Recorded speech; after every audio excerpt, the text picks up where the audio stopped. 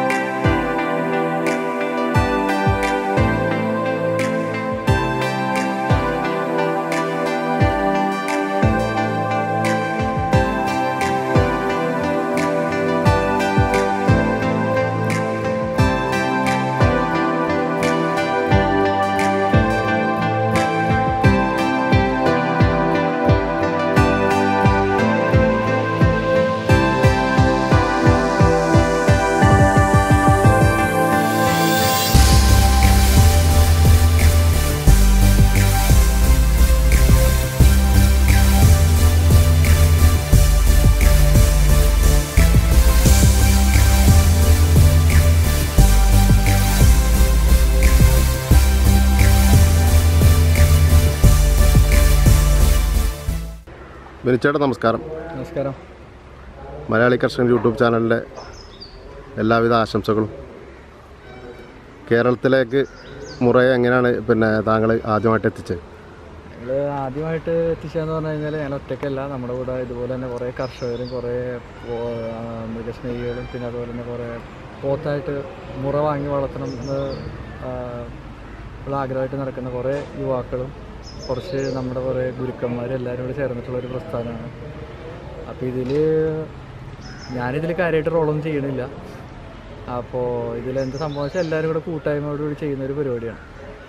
അപ്പോൾ ഇതിൽ നമ്മളോടൊപ്പം ഉള്ള എല്ലാവരും നമ്മുടെ എന്താ പറയുക കൂടെ നിൽക്കുന്ന ആൾക്കാർ തന്നെ, നമ്മുടെ നിന്ന് വാങ്ങിക്കുന്നവരും വളർത്തുന്നവരും ഞങ്ങളെല്ലാവരും ഒരു കൂട്ടായിട്ട് തന്നെ ചെയ്യുന്നത്. ഇപ്പോൾ ഏകദേശം കേരളത്തിൽ ഇപ്പോൾ എല്ലാ ജില്ലയിലും നമുക്ക് ഇതിൻ്റെ ഒരു നെറ്റ്വർക്ക് തന്നെ ഉണ്ട്. ഇപ്പോൾ അത്യാവശ്യം നല്ലൊരു നെറ്റ്വർക്ക് ഉണ്ട്.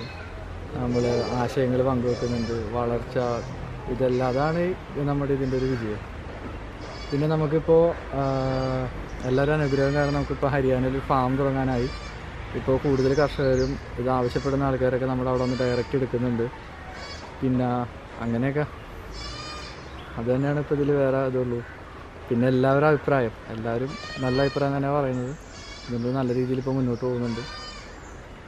കേരളത്തിലെ ബൊഫാല മാഫിയ KMFൻ്റെ ടൂറ് കണ്ടിട്ട് കുറേ ആളുകൾ പിന്നെ എതിർക്കുകയും പിന്നെ അനുകൂലിക്കുകയും ചെയ്തിട്ടുണ്ട്. അതിനെക്കുറിച്ച് എന്താണ് നിങ്ങളെ? അതൊന്നും നമ്മൾ സത്യം പറഞ്ഞാൽ മൈൻഡ് ചെയ്തിട്ടില്ല. കാരണം ഇതിപ്പോൾ എന്താ, ആൾക്കാർ നമ്മളിപ്പോൾ ഒരു നല്ലൊരു സാധനം ഇപ്പോൾ ഒരു വരുമ്പോൾ ഓട്ടോമാറ്റിക്കായിട്ട് ആൾക്കാർക്കൊരു കണ്ണുകടി ഉണ്ടാവും. കാരണം ഇപ്പോൾ എല്ലാവരും ഇപ്പോൾ കേരളത്തിലൊരു നമ്മൾ ഈ ടൂറും ഈ കാര്യങ്ങളൊക്കെ അറേഞ്ച് ചെയ്യുന്നതിനെക്കാട്ടി മുമ്പ് തന്നെ ആൾക്കാർ കുറേ മുറ പരസ്യങ്ങളും കുറേ പേര് മുറ പറഞ്ഞിട്ട് ഇത് വിൽക്കുന്നുണ്ട്, അതിൽ നിന്ന് കുറേ കർഷകർ പോയി പെട്ടിട്ടുണ്ട്. അപ്പോൾ അങ്ങനെ കുറേ കാര്യങ്ങളൊക്കെ ഉണ്ടായിരുന്നു. നമ്മുടെ ഈ ഒരു ടൂർ വെച്ച് കഴിഞ്ഞപ്പോഴത്തേനും അപ്പോൾ ഈ ഇതുവരെ ചെയ്തുകൊണ്ടിരിക്കുന്ന ആൾക്കാർ, അപ്പോൾ ഈ ഒരു എന്താ പറയുക നിങ്ങൾ പറഞ്ഞ പോലെയൊക്കെ തന്നെ ഒരു മുറ മാഫിയ എന്ന് പറഞ്ഞ ആൾക്കാർ അവർ ചെയ്തുകൊണ്ടിരിക്കുന്നത് അതായത് ആ കള്ളം വെളിയിൽ വരുമല്ലോ എന്നുള്ളൊരു പേടി കൊണ്ടാണ് പല രീതിയിൽ അത് ഇതാക്കാൻ നോക്കിയത്. പക്ഷെ അങ്ങനെ അപ്പോഴാണ് നമുക്ക് ഈ സംഭവം മനസ്സിലായത്, ഇത് ഇത്രയും വലിയൊരു പ്രശ്നമുള്ളൊരു കാര്യമാണോ. നമ്മളിപ്പോൾ ഒരു ഗ്രൂപ്പായിട്ട് പോയിട്ട് മുറ വാങ്ങിക്കൊണ്ടുവരുന്നത് എന്താ കുഴപ്പം. അപ്പോൾ ഈ ഒരു എന്താ പറഞ്ഞാൽ എതിർപ്പ് കുറേ ഭാഗത്ത് അത് വന്ന ആൾക്കാരൊക്കെ നല്ല രസമുള്ള ആൾക്കാരാണ്. അപ്പോൾ അതൊക്കെ കണ്ടപ്പോഴാണ് മനസ്സിലായത് ഇതിങ്ങനെ വന്നു കഴിഞ്ഞാൽ കുറേ പേരുടെ പരിപാടി അവിടെ അവസാനിക്കും എന്നുള്ളത്. അതിപ്പോൾ ഏകദേശമൊക്കെ അതുപോലെയൊക്കെ ആയിട്ടുണ്ട്. അപ്പോൾ ഇപ്പോഴും ഉണ്ട് അങ്ങനെയൊക്കെ, നമ്മളതൊന്നും മൈൻഡ് ചെയ്യില്ല നമുക്ക്. കാരണം എന്താ വെച്ച് കഴിഞ്ഞാൽ നമുക്ക് അതിൻ്റെ ആവശ്യം വന്നിട്ടില്ല. കേരള മുറാഫിൻ്റെ ഭാവി പരിപാടികൾ എന്താണ്? കേരള മുറാഫിൻ്റെ ഭാവി പരിപാടി എന്ന് വെച്ച് കഴിഞ്ഞാൽ കേരളത്തിൽ ഇപ്പോൾ നമ്മൾ മീറ്റ് റേറ്റിന് തന്നെയാണ് ഇപ്പോൾ സാധനം കൊടുത്തുകൊണ്ടിരിക്കുന്നത്. ഇപ്പോൾ നാട്ടിൽ ചന്തയിൽ പോയിട്ടൊരു മേടിക്കുന്ന സെയിം റേറ്റിന് തന്നെയാണ് ക്വാളിറ്റിയുള്ള കുട്ടികളെ കൊടുക്കുന്നത്. നമുക്കത് കുറച്ചും കൂടെ വിപുലീകരിച്ച് ആൾക്കാർക്ക് ഡയറക്റ്റ് ഇതൊരു ഫാമിംഗ് ആയിട്ട്, അതായത് എന്താ പറയുക പ്രൊഫഷണലായിട്ട് ചെയ്യാൻ താല്പര്യമുള്ള കുറേ ആൾക്കാരുണ്ട്. അവരെല്ലാവരെയും കൂടെ ഏകോപിപ്പിച്ചുകൊണ്ട് നല്ലൊരു രീതിയിൽ ഒരു കേരളത്തിൽ തന്നെ നല്ല, അതായത് നമ്മുടെ ഉദ്ദേശം ഇത്രയുള്ളൂ, നല്ലൊരു ഫാം ബേസ്ഡ് ആയിട്ടുള്ളൊരു മീറ്റ് സ്റ്റാളും അതെല്ലാ ജില്ലയിലും പറ്റുമെന്നുണ്ടെങ്കിൽ അതെല്ലാം ഇപ്പോൾ ചെയ്യുന്നുണ്ട്. അങ്ങനെ പിന്നെ അത് നമ്മൾ ഡയറക്റ്റായിട്ട് ഇത് തന്നെ വെച്ചിട്ടുള്ളൊരു നല്ലൊരു പരിപാടി. പിന്നെ കുറച്ച് നിർധനായ കർഷകർക്ക് നമുക്ക് ഈ സംഭവം ഫ്രീ ഓഫ് കോസ്റ്റ് ഇറക്കി കൊടുത്തിട്ട് വിൽക്കുന്ന സമയത്തുള്ളൊരു ലാഭം, അവർക്ക് കിട്ടുന്ന ലാഭത്തിൽ നിന്ന് നമ്മുടെ ആ വിൽക്കുന്ന സമയത്ത് നമ്മൾ ആ മുതൽ കൊടുക്കുന്ന, ഇപ്പോൾ ഒരു 20,000 രൂപയുടെ സാധനമാണ് കൊടുക്കുന്നതെന്നുണ്ടെങ്കിൽ അവർ വളർത്തി വിൽക്കുന്ന സമയത്ത് നമുക്കതൊരു ആ പൈസ തന്നാൽ മതി എന്നുള്ളൊരു രീതിയിലേക്കുള്ളൊരു കുറച്ചത് പദ്ധതികളായി വരുന്നുള്ളൂ. അങ്ങനത്തെ കുറച്ച് ചെറിയ ചെറിയ കാര്യങ്ങൾ, അതാണ് മെയിൻ ഉദ്ദേശം. ഇപ്പോൾ 100 കിലോ മീറ്റ് വെയിറ്റുള്ള ഒരു പോത്തുംകുട്ടി എത്ര രൂപയ്ക്ക് കൊടുക്കാൻ കഴിയുന്നുണ്ട്? ഇപ്പോൾ 100 കിലോ മീറ്റ് വെയിറ്റുള്ളൊരു സംഭവം നമ്മൾ കൊടുക്കുന്നത്, അതിൽ മീറ്റ് മാത്രം നോക്കിയിട്ടൊക്കെയാണ്. മീറ്റ് അത് അതിൻ്റെ ക്വാളിറ്റി ഇതൊക്കെ ബേസ് ചെയ്തിട്ടുണ്ടാവും. നല്ല ക്വാളിറ്റിയുള്ള 100 കിലോ മീറ്റൊക്കെ ഉള്ള കുട്ടിയാണെങ്കിൽ ഒരു 26,000 രൂപ, 26,500. പിന്നെ നമ്മളിത് എത്തിച്ചാണ് കൊടുക്കുന്നത്. നമുക്കപ്പോൾ ഈ പാലക്കാട് കൊടുക്കുന്ന റേറ്റിന് ഒരിക്കലും നമുക്ക് തിരുവനന്തപുരത്ത് കൊടുക്കാൻ പറ്റില്ല. അപ്പോൾ ആ ഒരു 1000 രൂപ 1,500 രൂപയുടെ ആ ഒരു വ്യത്യാസം ഉണ്ടാവും, അത്രേ ഉള്ളൂ.